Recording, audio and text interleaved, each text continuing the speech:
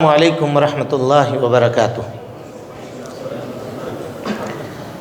ان الحمد للہ نحمده ونستعینه ونستغفره ونعوذ باللہ من شرور انفسنا ومن سیئات اعمالنا من يهده الله فلا مضل له ومن يضلل فلا هادي له واشهد ان لا اله الا الله وحده لا شريك له واشهد ان محمدا عبده ورسوله اما بعد فإن خير الحديث كتاب الله وخير الهدي هدي محمد صلى الله عليه وسلم وشر الأمور محدثاتها وكل محدثة بدعة وكل بدعة ضلالة وكل ضلالة في النار. فقد قال الله تبارك وتعالى في محكم تنزيله بعد أعوذ بالله السميع العليم من الشيطان الرجيم بسم الله الرحمن الرحيم سيقول السفهاء من الناس ما ولاهم عن قبلتهم التي كانوا عليها قل لله المشرق والمغرب يهدي من يشاء الى صراط مستقيم۔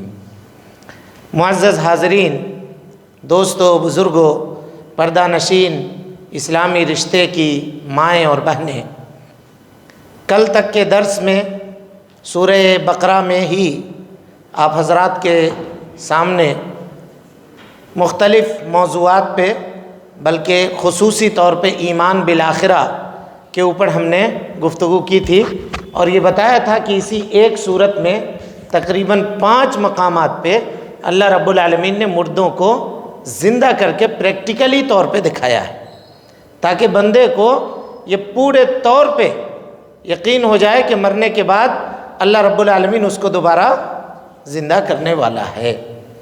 آج کے اس درس میں ہم مختلف موضوعات پہ آپ کے سامنے گفتگو کریں گے۔ سب سے پہلا موضوع جو ہے وہ ہے تحویل قبلہ کا۔ مسلمانوں کا قبلہ سب سے پہلے، جس کو ہم اور آپ قبلہ اول کہتے ہیں، وہ قبلہ تھا بیت المقدس، جو فلسطین میں ہے، آج بھی موجود ہے وہ قبلہ۔ تو نبی صلی اللہ علیہ وسلم کی عادت مبارکہ یہ تھی کہ اگر اسلام کا کوئی قانون کسی مسئلے میں نازل نہیں ہوا ہے تو نبی صلی اللہ علیہ وسلم اس میں اہل کتاب کو، یعنی یہود و نصارہ کو فالو کرنا مناسب سمجھتے تھے۔ کیوں؟ اس لیے کہ وہ صاحب کتاب تھے، ان کے اوپر آسمانی کتاب نازل ہوئی تھی۔ اس کے مقابلے میں جو دوسرے لوگ موجود تھے وہ مشرکین تھے، ان کے پاس کوئی کتاب نہیں تھی، سمجھ گئے؟ تو نبی صلی اللہ علیہ وسلم اہل کتاب کو فالو کرتے تھے جب تک اسلام میں کوئی بات نازل نہیں ہوئی تھی۔ لیکن جب اسلام مکمل ہو گیا تو اللہ کے نبی صلی اللہ علیہ وسلم نے اہل کتاب کی مخالفت کرنے کا حکم دیا کہ ان کی مخالفت مت کرو، اور واضح حدیث فرمائی کہ من تشبہ بقوم فہو منہم، جو جس قوم کی مشابہت اختیار کرے گا، چاہے وہ پہناوے میں ہو، چاہے لباس میں ہو، چاہے کھانے پینے میں ہو، چاہے طریقہ کار میں ہو، ما لیس منہ، شریعت نے اس کا حکم نہیں دیا ہے، فہو منہم، وہ انہی میں سے ہوگا، اسی قوم سے محبت کرنے والا ہوگا اور اس کا شمار انہی لوگوں میں سے ہوگا۔ تو میرے بھائیو، نبی صلی اللہ علیہ وسلم نے بھی جب قبلے کے تعلق سے کوئی آیت نازل نہیں ہوئی تھی تو یہود و نصارہ نماز پڑھتے تھے بیت المقدس کی طرف منہ کر کے۔ نبی صلی اللہ علیہ وسلم نے بھی بیت المقدس کو اپنا قبلہ بنایا، لیکن جب آپ ہجرت کر کے آئے تو آپ صلی اللہ علیہ وسلم کے دل میں، کیونکہ جب مکے میں آپ تھے تو مکے میں آپ قبلے کو بھی سامنے رکھتے تھے اور بیت المقدس کو بھی سامنے رکھتے تھے، وہاں کوئی مسئلہ نہیں تھا۔ جب آپ مدینہ آئے تو مدینہ میں قبلہ آپ کے پیچھے پڑنے لگا۔ اگر بیت المقدس کا رخ کر رہے ہیں تو قبلہ کدھر ہوتا؟ یعنی خانہ کعبہ نبی صلی اللہ علیہ وسلم کے پیچھے ہوتا، بالکل اپوزٹ، یعنی مدینے سے جنوب میں بیت المقدس خانہ کعبہ ہے، اور شمال میں اس کے بالکل اپوزٹ بیت المقدس ہے۔ تو ممکن نہیں تھا کہ دونوں کو ایک ساتھ استقبال کیا جائے۔ تو نبی صلی اللہ علیہ وسلم کی خواہش تھی کہ اللہ رب العالمین قبلے کو تبدیل کر دے، قبلے کو چینج کر دے۔ تو اس خواہش میں جناب محمد رسول اللہ صلی اللہ علیہ وسلم اپنے نگاہوں کو آسمان کی طرف اٹھاتے تھے اس خواہش میں کہ اللہ رب العالمین قبلے کو بدل دے گا، چینج کر دے گا، اللہ تعالیٰ قرآن میں آیت نازل فرماتا ہے، قد نرا تقلب وجہک فی السماء، اے اللہ کے نبی صلی اللہ علیہ وسلم آپ تبدیلی قبلے کے چاہت میں اپنی نگاہوں کو بار بار آسمان کی طرف اٹھاتے ہیں، فَلَنُوَلِّيَنَّكَ قِبْلَةً تَرْضَاهَا، تو لیجئے آپ کا وہ پسندیدہ قبلہ ہم نے آپ کے چہرے کو اس قبلے کی طرف پھیر دیا۔ اللہ اکبر۔ دیکھیے یہ جناب محمد رسول اللہ صلی اللہ علیہ وسلم کی عظمت کو دیکھیے کہ آسمان کی طرف نگاہ اٹھا دیا، اللہ رب العالمین نے معاملے کو سمجھ لیا۔ اور اللہ رب العالمین کے عالم الغیب ہونے کے معاملے کو دیکھیے، نبی صلی اللہ علیہ وسلم نے کھل کے نہیں کہا کہ قبلہ تبدیل کر دیتا، بدل دینا۔ اسی لیے امام احمد ابن حنبل کہتے ہیں، غور سے سنیے گا پوائنٹ کو، امام احمد ابن حنبل کہتے ہیں کہ بندہ سب سے زیادہ، نبی صلی اللہ علیہ وسلم کی حدیث ہے کہ بندہ سب سے زیادہ اللہ رب العالمین سے قریب کب ہوتا ہے؟ سجدے میں ہوتا ہے۔ تو سجدے میں دعا کیجئے۔ امام احمد کہتے ہیں کہ سجدے میں الگ الگ سے دعا کرنے کی ضرورت نہیں ہے، اللہ کی تعریف کرو، اللہ اکبر، اللہ کی تمحید بیان کرو، اللہ کو خوش کر دو، تمہارے دل میں جو ہے اللہ جانتا ہے، اس کو پورا کر دے گا، ویسے ہی عطا کر دے گا جو تم چاہتے ہو۔ اللہ اکبر۔ یہی انبیاء کرام کا منہج ہے۔ حضرت ایوب علیہ السلام بیمار پڑے، کھل کے نہیں کہا رب انی مسنی الضر، اے اللہ مجھ کو تکلیف پہنچی ہے، تو دیکھ رہا ہے، وانت ارحم الراحمین، اے اللہ تو رحم کرنے والوں میں سب سے بہتر رحم کرنے والا ہے، میرے لیے جو معاملہ ہو اے اللہ رب العالمین وہ معاملہ کر دے۔ تو اللہ تعالیٰ نے حضرت ایوب علیہ السلام کے پکار کو سن لیا اور ان کو شفا یابی عطا فرما دی۔ سمجھ رہے ہیں؟ تو نبی صلی اللہ علیہ وسلم چہرے کو اٹھاتے تھے، اللہ رب العالمین نے قبلے کو تبدیل کر دیا۔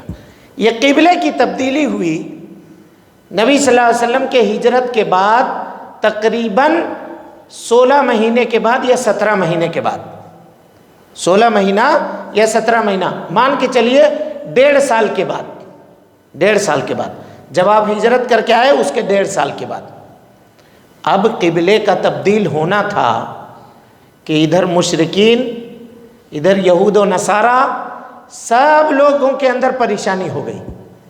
ایک چیز اگر سماج میں چل رہا ہوتا ہے تو اس کو بدلنا بہت مشکل ہوتا ہے، لوگ جلدی تبدیلی کو قبول کرنے کے لیے تیار نہیں ہوتے ہیں، اور خاص کر کے جب وہ ماحول ہو کہ جہاں نبی صلی اللہ علیہ وسلم کو لوگ اپنا مخالف تصور کرتے تھے، ایسے وقت میں کیا ہوتا؟ طرح طرح کے شکوک شبہات پیدا کرنا شروع کر دیا۔ اللہ رب العالمین نے آیت نازل فرمائی، غور سے آیت کو سنیے، کہا کہ اللہ اے نبی صلی اللہ علیہ وسلم سیقول السفہاء، کچھ بے وقوف لوگ یہ کہیں گے ما ولاہم عن قبلتہم التی کانوا علیہا، کہ ان کو اس قبلے سے کس چیز نے پھیرا جس قبلے کی طرف یہ تھے۔ مطلب کیا نکلا اس آیت کا؟ کیا مطلب نکلا؟ اللہ کے اور اس کے رسول کے فیصلے کے اوپر اعتراض کرنا، چاہے دنیا کا کتنا بڑا عقل مند آدمی کیوں نہ ہو، قرآن اور حدیث کے نگاہ میں وہ بے وقوف ہے۔ نکلا نہیں نکلا؟ نتیجہ یہ نکلا نہیں نکلا؟ اللہ تعالیٰ نے کہا سیقول السفہاء، کچھ بے وقوف لوگ کہیں گے۔ آج بھی اگر کوئی بہت بڑا وکیل ہے، بیرسٹر ہے، تو وہ ہوگا، لیکن اگر قرآن پہ اعتراض کرتا ہے تو کیا ہے؟ وہ بے وقوف ہے، اس کی کوئی حیثیت نہیں ہے۔ کوئی بہت بڑا وکیل ہوگا، اسلام کی تعلیمات پہ اگر اعتراض کرتا ہے، چوری کرنے پہ ہاتھ کاٹ دینے کا حکم دیا، کسی کو قتل کیا تو اس پہ گردن کاٹنے کا حکم دیا، کوئی کہتا ہے یہ کیسا دین ہے؟ اگر یہ اعتراض کرتا ہے تو وہ اعتراض کرنے والے کے عقل کے اندر فطور ہوگا۔ یہ قرآن مجید نے کہا ہے۔ ارے ہم کو پیدا کرنے والا کون ہے؟ اللہ رب العالمین۔ ہم کو کون سی چیز مناسب ہے، کون سی چیز غیر مناسب ہے، یہ سب سے زیادہ کون جانتا ہے؟ اللہ جانتا ہے۔ اس نے نازل کر دیا اب ہم کو ویسے ہی فالو کرنا ہے بغیر اعتراض کیے ہوئے. اعتراض نہیں کر سکتے. اگر اعتراض کرتے ہیں تو قرآن کی نگاہ میں، حدیث کی نگاہ میں کیا ہوں گے؟ بے وقوف، بغیر عقل کے ہوں گے. بہرحال اب جو شکوک و شبہات ان لوگوں نے پیدا کیے، ان شکوک و شبہات میں ایک شبہ یہ تھا کہ قبلہ تبدیل کب ہوا تھا؟ ہاں، کب تبدیل ہوا تھا؟ 16 مہینے یا 17 مہینے کے بعد. مسلمانوں کے درمیان یہ بات پھیلا دی کہ 16 مہینے کے بعد نبی صلی اللہ علیہ وسلم نے قبلے کو چینج کیا. اب 16 مہینے تک جو ہم لوگ نماز پڑھ رہے تھے، ہمارے کچھ لوگ انتقال ہو گئے، ان کا کیا ہوگا؟ ان کے نمازوں کا کیا ہوگا؟ سمجھ میں آ رہی بات؟ اعتراض کرنا شروع کیا. اللہ رب العالمین نے قرآن مجید میں آیت نازل فرمائی، کہا وما کان اللہ لیضیع ایمانکم. یہاں ایمان سے مراد ہے صلاتکم. اللہ رب العالمین تمہارے نمازوں کو ضائع نہیں کرے گا. یہاں ایمان کو یا نماز کو اللہ رب العالمین نے کس سے تعبیر کیا؟ ایمان سے.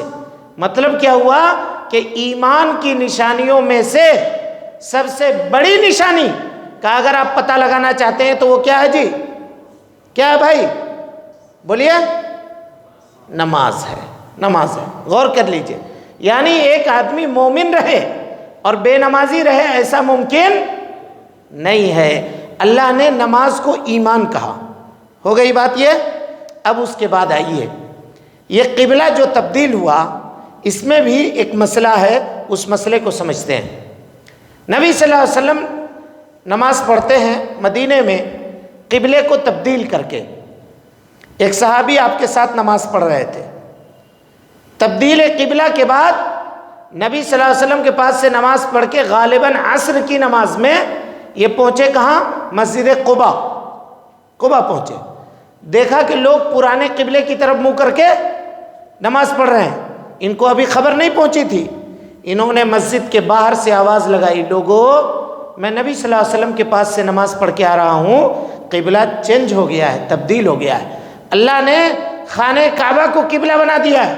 یہ لوگ نماز میں کھڑے تھے، نمازی میں پلٹ گئے، واپس چلے گئے، مڑ گئے. اب مان لیجئے کہ اگر قبلہ تبدیل کرنا ہو مدینے میں تو کیسا ہوتا؟ امام ادھر منہ کر کے نماز پڑھ رہا ہے. ایک سمجھا رہا ہوں آپ کو مثال کے لیے. جب یہ تبدیل ہوتا تو یہ امام کو چل کر کے جانا پڑے گا دروازے کے پاس، اور پورے مقتدی کو چل کر کے یہاں آنا پڑے گا. اتنی تبدیلی. اگر ہم اور آپ ہوتے تو کہتے چلو یہ نماز پڑھ لیتے ہیں، ظہر کی نماز، عصر کی نماز مغرب سے چینج کر دیں گے. کہتے کہ نہیں کہتے؟ ہم اس قوم یا ہم وہ لوگ ہیں جو حدیث مصطفیٰ صلی اللہ علیہ وسلم کو شوق کے مارے چھوڑ دیتے ہیں. شوق ہے ہمارا، یہ ہم کریں گے. ہم شادی بیاہ میں 10 لاکھ روپے خرچ کرنا یہ میرا شوق ہے. کوئی کہے گا بھائی ایسا مت کرو. نہیں، گاؤں والے کیا کہیں گے، محلے والے کیا کہیں گے، سماج والے کیا کہیں گے؟ جو آدمی گاؤں کے لیے، محلے کے لیے، سماج کے لیے، سوسائٹی کے لیے نبی صلی اللہ علیہ وسلم کی حدیثوں کو چھوڑتا ہو، ترک کرتا ہو، تو ان لوگوں کے سامنے حدیث کی قدر و قیمت سمجھ میں نہیں آئے گی. صحابہ کرام سے جا کے پوچھئے، انہوں نے نماز کی حالت میں ہی قبلے کو تبدیل کر دیا. اور جان لیجئے یہاں پہ ایک مسئلہ سمجھئے.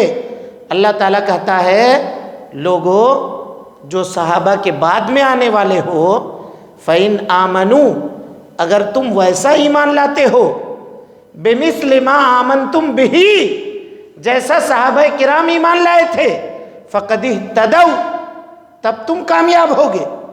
اور اگر ویسا ایمان نہیں ہے جیسا صحابہ کا ایمان تھا تو پھر جان لیجئے کہ ہماری کشتی جو ہے وہ ہچکولے کھا رہی ہے. اس کشتی کو ابھی سہارے کی ضرورت ہے، ابھی ایمان کو مزید مضبوط کرنے کی ضرورت ہے.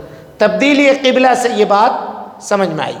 اس کے بعد آئیے اللہ رب العالمین نے مسلمانوں کو 2 چیزوں کو تلقین کی. کہا یا ایھا الذین آمنوا استعینوا بالصبر والصلاۃ، اے ایمان لانے والو صبر کے ذریعے سے اور نماز کے ذریعے سے اللہ سے مدد چاہو۔ صبر کے ذریعے سے مدد چاہنا تو پتہ ہے، کوئی مصیبت، صبر کی کتنی قسمیں ہیں؟ عام طور پہ صبر کی 3 قسمیں ہیں۔ کتنی قسم؟ 3 قسم۔ الصبر علی طاعت اللہ، اللہ تعالیٰ کی اطاعت اور فرما برداری کے اوپر صبر کرنا۔ مثال کے طور پہ ابھی ہم لوگ یہاں پہ مسجد میں بیٹھے ہوئے ہیں، ہم سب کا جی چاہ رہا ہوگا کہ جتنا جلدی ہو سکے درس ختم ہو، ہم باہر نکل کے تھوڑا گھومیں گے پھریں گے، کچھ چائے وائے پیئیں گے۔ ایسا جی چاہ رہا ہے نہیں چاہ رہا؟ بولیے بولیے بھائی، چاہ رہا ہے؟ ہاں چاہ رہا نہیں چاہ رہا؟ چاہ رہا ہے، لیکن بیٹھے ہوئے ہیں جم کے۔ کیوں؟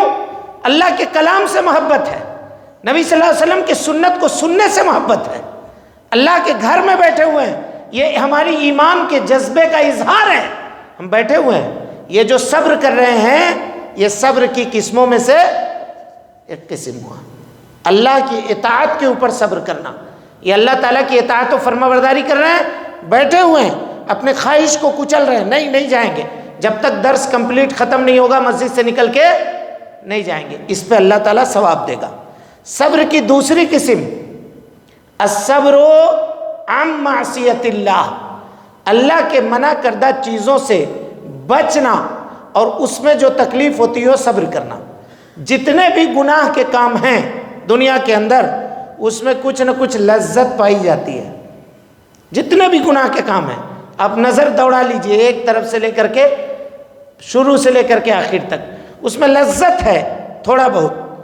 گناہ کو ہم چھوڑ رہے ہیں، چھوڑنے میں جو تکلیف ہو رہی ہے، مثال کے طور پہ آپ کے بغل کا پڑوسی ہے، کوئی دوسرا ہے، وہ سود پہ کاروبار کر رہا ہے، کاروبار چمکا لیا اپنا، دوسرا ہے وہ غیر ہے، لیکن آپ شریعت کے ماننے والے ہیں، دین کے ماننے والے ہیں، جی چاہتا ہے کہ ہم بھی ذرا 50-60 لاکھ روپے اٹھا لیتے سود پہ اور ہم بھی اپنا کاروبار چمکا لیتے، لگا لیتے پونجی، لیکن جی کرتا ہے نہیں، غلط، ہمارے نبی نے منع کیا ہے، ہمارے رب نے منع کیا ہے، یہ کام ہمارے شریعت کے اندر حرام ہے، اب چھوڑ دیتے ہیں، ہٹاؤ اس کو، نہیں چاہیے یہ پیسہ، ہمارا کاروبار اتنا ہی اچھا ہے۔ یہ معصیت سے، اللہ کے گناہ سے بچ کر کے جو تکلیف آپ کو ہوئی، اس کا نام کیا ہے؟ صبر، اور اس پر اللہ رب العالمین اجر دے گا بندے کو۔ اور صبر کی تیسری قسم ہے، صبر کی تیسری قسم ہے اللہ کی تقدیر کے اوپر صبر کرنا، چاہے تقدیر اچھی ہو یا تقدیر بری ہو۔ تقدیر اچھی ہوتی ہے تو آدمی بہت اطمینان سے رہتا ہے، لیکن ذرا سا کبھی مصیبت آ گئی، پریشانی آ گئی تو آدمی واویلا کرتا ہے کہ ہم تو سب کرتے ہیں، نماز بھی پڑھتے ہیں، اتنا نیکی کرتے ہیں، اس کے بعد میرے ہی اوپر مصیبت آتی ہے، میرے ہی اوپر پریشانی آتی ہے، ایسا نہیں کہنے کا۔ اچھا، یہ صبر کی 3 قسمیں ہوئی۔ صبر کرنے کا وقت بھی ہے، کب صبر کرنا ہے؟ کسی کا انتقال ہو گیا، مثال کے طور پہ گھر میں اللہ نہ کرے کسی عزیز و اقارب کا، کسی خیش و اقارب میں سے کسی کا انتقال ہو گیا، تو ہم شروع میں کیا کرتے ہیں؟ خوب روتے ڈھوتے ہیں، واویلا کر لیتے ہیں، اور اس کے بعد 1 دن 2 دن کے بعد جب تھک جاتے ہیں تو کہتے ہیں اب تو ہم صبر کر لیا۔ تو یہ صبر نہیں ہے، سمجھ میں آ رہی بات؟ صبر یہ نہیں ہے۔ یا صبر کا ایک معنی یہ نہیں ہے، مثال کے طور پہ ہم کمزور ہیں اور میرے سے کوئی بڑا آدمی میرے اوپر ظلم کر رہا ہے، ہم ظاہر بات ہے ہم اس سے لڑیں گے تو لڑ کے نہیں سکیں گے، جیت نہیں سکتے، کیونکہ ہم صبر کر رہے ہیں، تو یہ صبر ہوگا؟ نہیں ہوگا۔ ہم اس سے بدلہ لینے پر قادر تھے، اس کو مار سکتے تھے، وہ اگر 1 مارا تھا تو ہم اس کو 2 مار سکتے تھے، اگر وہ 1 گالی دیا تھا تو ہم اس کو 4 گالی دے سکتے تھے، اس کے باوجود کہا ٹھیک ہے اللہ کے واسطے ہم چپ رہیں گے، اس کا بدلہ اللہ دے گا تم کو، یہ کہہ دیا اگر، تو یہ صبر ہے۔ طاقت رہتے ہوئے، قدرت رہتے ہوئے کسی کو معاف کر دینا، کسی کو چھوڑ دینا، یہ صبر ہے۔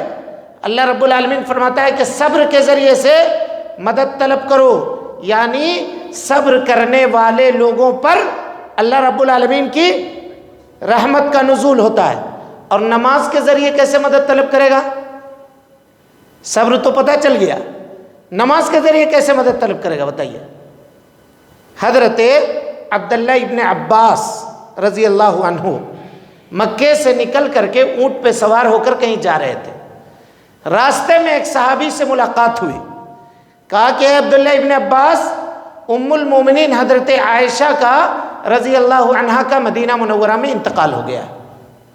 یہ خبر سننا تھا، انہوں نے انا للہ و انا الیہ راجعون پڑھا، اونٹ سے اترے اور اللہ اکبر نیت باندھی۔ کہا کہ آپ کو میں ام المومنین کے انتقال کی خبر دے رہا ہوں اور آپ نماز کی نیت باندھ رہے ہیں۔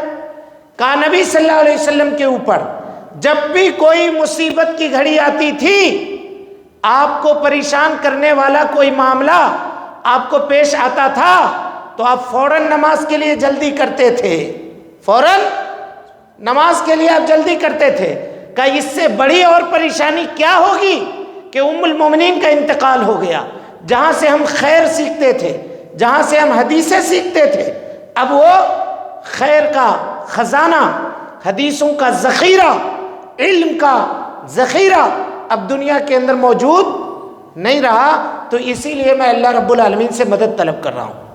اس سلسلے میں میرے بھائیوں ایک واقعے کو سنیے اور اس کے بعد پھر ہم اپنی گفتگو کو آگے بڑھاتے ہیں۔ نبی صلی اللہ علیہ وسلم کی عمر ہے 53 سال کی۔ نماز سے دیکھیے کیسے مدد طلب کی جاتی ہے اللہ رب العالمین سے، یہ بتا رہا ہوں۔ آپ کی عمر ہے 53 سال نبی صلی اللہ علیہ وسلم کی، وفات سے تقریباً 10 سال پہلے کا معاملہ ہے۔ مکے میں آپ کی جتنی بھی اولاد ہوئی، یعنی نرینہ اولاد، بیٹا، وہ سب انتقال ہو گئے۔ مکہ کے لوگ آپ کو تانا دیتے تھے، کہتے تھے کہ اے محمد، تم اگر مر جاؤ گے نعوذ باللہ تو تمہارا نام لینے والا کوئی نہیں بچے گا، کیونکہ آدمی کی نسل اس کے بیٹوں سے چلتی ہے، نام لینے والا تمہارا کوئی بھی نہیں بچے گا، یہ تانا دیتے تھے۔ اور کسی بھی، ہم اور آپ سب باپ بچوں والے ہیں، ہم کو معلوم ہے کسی بھی آدمی کے لیے سب سے بڑا تانا یہ ہے کہ تمہاری نسل ختم ہو جائے گی، اب چلے گی نہیں، سب سے بڑا تانا ہے۔ یہ نبی صلی اللہ علیہ وسلم کو وہ لوگ دیتے تھے۔ مدینہ میں آپ صلی اللہ علیہ وسلم کا ایک بیٹا پیدا ہوا، اتنے خوش ہوئے، اتنے خوش ہوئے کہ فجر کے وقت آئے، نماز سے فارغ ہوئے اور کہا وَهَبَنِيَ اللَّهُ هَذِهِ اللَّيْلَةَ مولودہ، اللہ رب العالمین نے، مولود، اللہ رب العالمین نے آج کی رات مجھ کو ایک بیٹا دیا ہے، میں نے اپنے اس بیٹے کا نام اپنے دادا حضرت ابراہیم علیہ السلام کے اوپر اس کا نام رکھا ہے۔ سب خوش خوش معاملہ ہے، بچہ ہے۔ نبی صلی اللہ علیہ وسلم، راوی بیان کرتے ہیں، تبری لکھتے ہیں کہ لما بلغ 18 شہرا، بچہ 18 مہینے کا ہو گیا۔ نبی صلی اللہ علیہ وسلم بیٹھے ہوئے تھے سب کے ساتھ،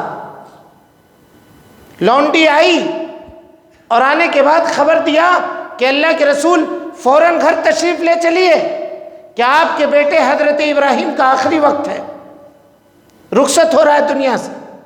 سوچیے آپ، 53 سال کی عمر میں آدمی اپنے پوتوں سے محبت کرتا ہے، پوتیوں سے محبت کرتا ہے، چہ جائے کہ اگر اس کو خود بیٹا بیٹی ہو تو اس وقت محبت کا کیا عالم ہوگا۔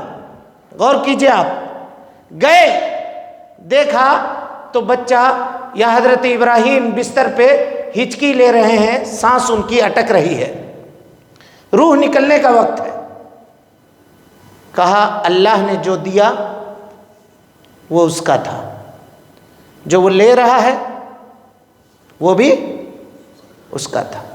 وَإِنَّا عَلَى فِرَاقِكَ يَا إِبْرَاهِيمَ لَمَحْزُونُونَ، لیکن اے ابراہیم، تمہاری جدائی نے مجھ کو غمزدہ ضرور کر دیا ہے۔ کوئی شکایت اللہ سے نہیں کی، کچھ بھی نہیں کہا، بچے کو نہلایا دھلایا، بقی لے کر کے گئے، دفن کر دیا، دیر تک بیٹھ کر کے قبر کی مٹی کو سہلاتے رہے، آنکھ سے آنسو جاری ہیں۔ حضرت ابو بکر صدیق نے پوچھا کہ اللہ کے رسول ما ھذا، کیا ہے؟ آنکھ سے اس قدر آپ کے آنسو جاری ہے، کیوں؟ کہا کہ ابو بکر یہ الفت ہے جی، یہ محبت ہے بیٹے کی، جو میرے دل میں تھی وہ آنکھ کے راستے باہر آ رہی ہے، نہیں تو اور کوئی بات نہیں ہے۔ اس کے بعد آئے گھر میں، ابھی گھر میں بیٹھے تھے کہ کسی خبر دینے والے نے خبر دی کہ اللہ کے رسول صلی اللہ علیہ وسلم سورج کو گرہن لگ گیا ہے۔ نبی صلی اللہ علیہ وسلم تیزی سے اپنے گھر سے نکلے، خرج مسرعا، تیزی سے نکلے، وہو یجر رداؤہ، اتنی تیزی سے نکلے کہ جو چادر آپ کے کندھے کے اوپر پڑا ہوا تھا وہ چادر زمین پہ گر کر کے گھسٹنے لگا، اور آپ نے کہا کہ بلال کہاں ہیں؟ بلاؤ بلال کو اور لوگوں کو جمع کرو کہ نماز پڑھنی ہے۔ یعنی جب بھی کوئی مصیبت کی گھڑی جناب محمد رسول اللہ صلی اللہ علیہ وسلم کے اوپر آئی تو آپ صلی اللہ علیہ وسلم نے نماز کی طرف جلدی کی۔ کہا کانا رسول اللہ صلی اللہ علیہ وسلم، اللہ کے نبی صلی اللہ علیہ وسلم کو اذا حزبہ امر، جب کوئی خاص اہم معاملہ پیش آتا تو بادروا الی الصلاۃ، آپ صلی اللہ علیہ وسلم نماز کے لیے جلدی کرتے، نماز پڑھتے تھے۔ اور ہمارے پاس آج جب معاملہ پیش آتا ہے تو کرتے ہیں ہم ایسا؟ اسی کا حکم اللہ نے دیا، یا ایھا الذین آمنوا، اے ایمان لانے والو، استعینوا بالصبر والصلاۃ، اللہ سے مدد طلب کرو نماز کے ذریعے اور صبر کے ذریعے سے، ان اللہ مع الصابرین، اور اے اللہ کے نبی صلی اللہ علیہ وسلم یہ بتا دیجئے کہ اللہ رب العالمین صبر کرنے والوں کے ساتھ ہے۔ اس کا مطلب یہ ہے کہ اللہ تعالیٰ صبر کرنے والوں کے اجر کو کبھی ضائع نہیں کرے گا۔ علامہ ابن تیمیہ رحمۃ اللہ علیہ لکھتے ہیں کہ صبر کی تلقین اللہ رب العالمین نے قرآن مجید میں تقریباً 90 مقامات پہ کیا ہے، 90 مقامات، غور کیجئے گا، 90 مقامات پہ صبر کی تلقین اللہ رب العالمین نے قرآن مجید کے اندر کی ہے۔ لہذا ہم کو اور آپ کو چاہیے کہ مصیبت ہو، پریشانی ہو، اس کے بعد اللہ تعالیٰ فرماتا ہے وَلَنَبْلُوَنَّكُمْ، بے شک ہم تم کو آزمائیں گے، بِشَيْءٍ مِّنَ الْخَوْفِ، کبھی خوف دے کر کے۔ ابھی 1 سال پہلے کیسا خوف کا سما تھا، طرح طرح کے قانون بنائے جا رہے تھے، خوف پھیلایا جا رہا تھا۔ وَلَنَبْلُوَنَّكُمْ بِشَيْءٍ مِّنَ الْخَوْفِ، خوف آئے گا، وَالْجُوعِ، کبھی بھوک ہوگی، بھوک مری ہو جائے گی، وَنَقْصٍ مِّنَ الْأَمْوَالِ، کبھی مال کے اندر گھاٹا ہوگا، والانفس، کبھی جان کے اندر گھاٹا ہوگا، والثمرات، کبھی باغوں کے اندر، کاروبار کے اندر، تجارت کے اندر گھاٹا ہوگا، وبشر الصابرین، اے اللہ کے نبی صلی اللہ علیہ وسلم آپ صبر کرنے والوں کو خوشخبری سنا دیجئے۔ اور یہ صبر کرنے والے کون ہیں؟ کہ الذین اذا اصابتہم، بس 5 منٹ میں بات کو ختم کرتے ہیں، سمیٹ رہے ہیں، کہ الذین اذا اصابتہم، یہ وہ لوگ ہیں کہ جب ان کو کوئی مصیبت پہنچتی ہے، الذین اذا اصابتہم مصیبہ قالوا انا للہ و انا الیہ راجعون، ہم اللہ کے لیے ہیں اور اللہ ہی کی طرف لوٹ کر کے ہم کو جانا ہے۔ حافظ ابن کثیر رحمۃ اللہ علیہ لکھتے ہیں، غور سے سنیے گا، نبی صلی اللہ علیہ وسلم نے اپنے مجلس میں حدیث بیان کی، یہ حدیث کہا کہ اگر کسی کو مصیبت ہو اور وہ آدمی مصیبت اور پریشانی کے وقت یہ دعا پڑھے تو اللہ رب العالمین اس سے بہتر اس کو اجر عطا کرتا ہے۔ کہا کون سی دعا؟ کہا انا للہ و انا الیہ راجعون، اللہم اجرنی فی مصیبتی واخلف لی خیرا منہا، یہ دعا سن کر کے آئے ابو سلمہ اور اپنے گھر میں ام سلمہ کو یعنی بیوی کو یہ دعا سکھلایا کہ میں آج نبی صلی اللہ علیہ وسلم کے مجلس سے یہ حدیث سن کر کے آیا ہوں۔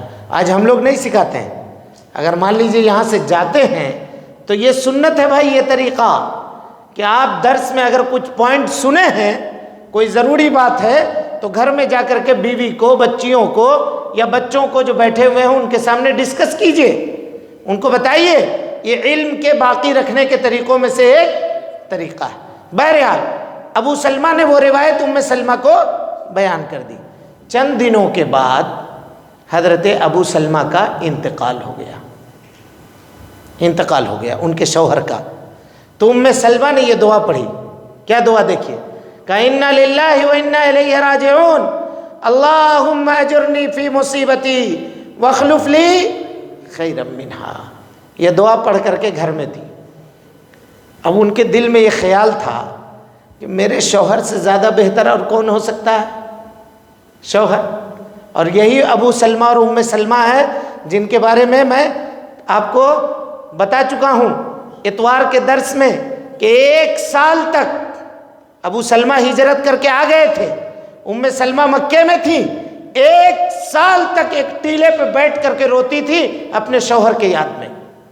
اتنا محبت کرنے والا شوہر تھا ان کا. انتقال جب ہو گیا, یہ دعا پڑھ لی تو ان کے وہم و گمان میں بھی نہیں تھا. ایک روز گھر میں بیٹھ کر کے کچے چمڑے کے اوپر مسالہ لگا رہی تھی, جس کو دباغت کہتے ہیں, دباغت دینا. کچے چمڑے کو دھو کر کے سکھا رہی تھی کہ اللہ کے نبی صلی اللہ علیہ وسلم اجازت لے کر کے گھر میں داخل ہوئے. ہاتھ دھو کر کے جلدی سے آئی اللہ کے نبی صلی اللہ علیہ وسلم. کیا بات ہے؟ نبی صلی اللہ علیہ وسلم نے نکاح کا پیغام بھیجا. کہا اللہ کے رسول, پیغام تو ٹھیک ہے, منظور ہے, لیکن میرے 3 معاملے ہیں. اللہ اکبر. کہا کیا معاملہ ہے؟ کہا کہ سنیے, میں ذرا سریع الغضب ہوں, جلدی غصہ ہو جاتی ہوں کسی مسئلے میں. کہیں ایسا ہوا آپ سے کوئی بات ہو گئی اور غصہ ہو کے کچھ کہہ دیا آپ کو تو میرا تو ایمان چلا جائے گا. آپ نبی ہیں. نبی صلی اللہ علیہ وسلم نے کہا کہ میں اللہ سے دعا کروں گا کہ اللہ تعالیٰ تمہارے دماغ کو ٹھنڈا کر دے. دوسری بات بتاؤ. کہا دوسری بات یہ ہے کہ ابو سلمہ جو میرے شوہر ہیں ان سے میرے بچے ہیں چھوٹے چھوٹے. نبی صلی اللہ علیہ وسلم نے کہا کہ تمہارے بچوں کا میں ذمہ دار ہوں, میں کفالت کروں گا. اور تیسری چیز کیا تھی وہ ذہن سے میرے نکل رہی ہے اس وقت. انشاءاللہ پھر کبھی یاد آیا تو میں اس کو آپ کے سامنے رکھوں گا. بات نکل رہی ہے تیسری چیز کیا تھی. بہرحال یہ دونوں چیزیں ہو گئی بات. اور اس کے بعد نبی صلی اللہ علیہ وسلم کا نکاح حضرت ام سلمہ سے ہو گیا. دیکھیے, شوہر تھے, صحابی تھے, نبی شوہر ہو گئے. اس سے بڑا اور معاملہ کیا ہو سکتا ہے؟ یا اس دعا کے تجربہ کے لیے اور اس سے بڑا پروف اور ثبوت کسی کو کیا چاہیے؟ اس کے بعد میرے بھائیوں, اللہ رب العالمین نے حج کے کچھ مسائل کا تذکرہ کیا ہے, اور پھر اس کے بعد ایلا, خلع اور طلاق کے مسئلے کا تذکرہ کیا ہے, جو انشاءاللہ کل کے درس میں آپ کے سامنے بیان کیا جائے گا. اللہ رب العالمین سے دعا ہے کہ اللہ تعالی ہم کو اور آپ کو حسن عمل کی توفیق دے, ہماری اصلاح فرمائے, جب تک زندہ رکھے, دین اسلام پہ زندہ رکھے. اے اللہ جو لوگ بیمار ہیں ان کو شفائے کاملہ عاجلہ عطا فرما دے. اے اللہ جو پریشان حال ہیں ان کی پریشانی کو دور فرما دے. اے اللہ رب العالمین جو قرض دار ہیں ان کے قرضوں کو ادا فرما دے. اے اللہ رب العالمین ہم سب بیماریوں سے, پریشانیوں سے پریشان ہیں. اے اللہ رب العالمین ہم سب کو رمضان المبارک کے اس مبارک مہینے میں اللہ رب العالمین شفائے کاملہ عاجلہ نصیب فرما دے. اے اللہ ہم سب مسلمانوں پر اپنی رحمت کی چادر کو عام فرما دے.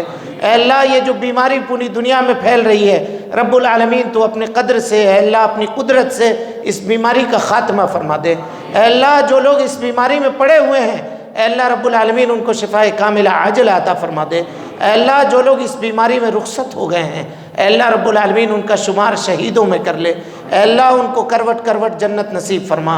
اے اللہ رب العالمین ان کے نیکیوں کو قبول فرما لے, ان کے سیئات کو درگزر فرما دے. اے اللہ ہم سب کے دلوں کو ملا دے. اے اللہ رب العالمین ہمارے دلوں سے نفاق کو ختم کر دے. اے اللہ رب العالمین ہمارے میزان حسنات کو اے اللہ نیکیوں سے بھر دے. اے اللہ رب العالمین ہماری عورتوں کی اصلاح فرما دے. اے اللہ ہمارے مردوں کی اصلاح فرما دے. اے اللہ ہمارے نوجوان بچوں کی اصلاح فرما دے. اے اللہ ہم سب کو عذاب قبر سے محفوظ کر دے. اے اللہ ہماری ٹوٹی پھوٹی عبادتیں روزے کی شکل میں, تراویح کی شکل میں, نمازوں کی شکل میں, اے اللہ رب العالمین ان عبادتوں کو قبول فرما لے. اے اللہ ان خوش نصیب لوگوں میں ہمارا نام لکھ دے جن کو تو جہنم سے آزاد کرے گا.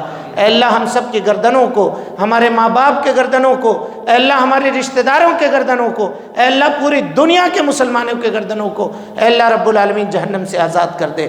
ربنا تقبل منا انک انت السمیع العلیم وتب علینا انک انت التواب الرحیم. وآخر دعوانا ان الحمد للہ رب العالمین.